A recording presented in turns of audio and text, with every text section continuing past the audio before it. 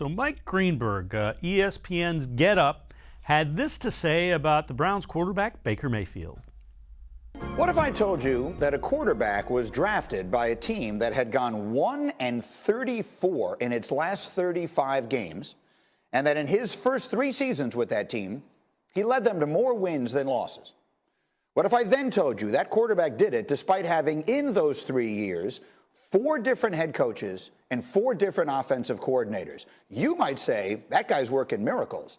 I would say, that guy's Baker Mayfield, who next month will become the first Browns quarterback to start 3 straight openers since Bernie Kosar. The truth is, almost everything they say about Mayfield is turning out to be wrong. They say his ceiling isn't high enough. Well, actually, last season he had 8 games with a QBR of 80 or higher. Those are considered great games. Only Aaron Rodgers and Patrick Mahomes had more.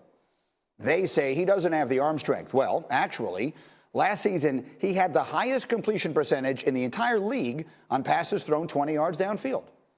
They say he isn't good enough to beat good teams.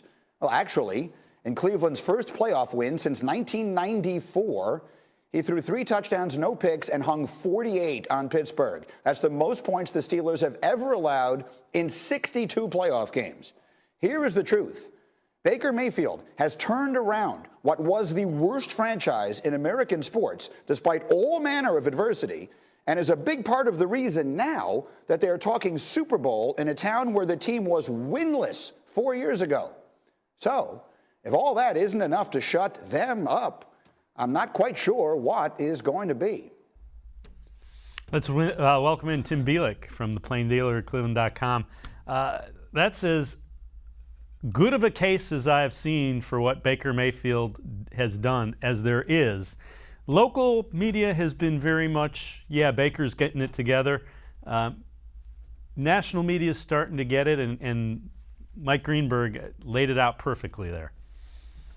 Absolutely, and it's not just a case, it's the reality of what Baker Mayfield has. I mean, you look at the other 2 quarterbacks in that draft class with Mayfield that either have extensions or getting extensions. Josh Allen and Lamar Jackson, they've had the same head coach since day one. They've been in the same system since day one, and it's just been beneficial and what's allowed them to get to the heights that they are. Mayfield hasn't had that opportunity. I mean, Hugh Jackson was let go in 2018. 2019 was obviously, all the stuff with Freddie Kitchens, we all know how that panned out.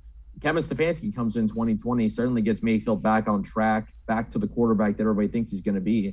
And this is going to be the most fascinating season for him because, as we've talked about before, this is the first time in his career he doesn't have to learn a whole new offense. He doesn't have to learn how a coach talks again. He doesn't have to learn all those things again. It's all ingrained in him.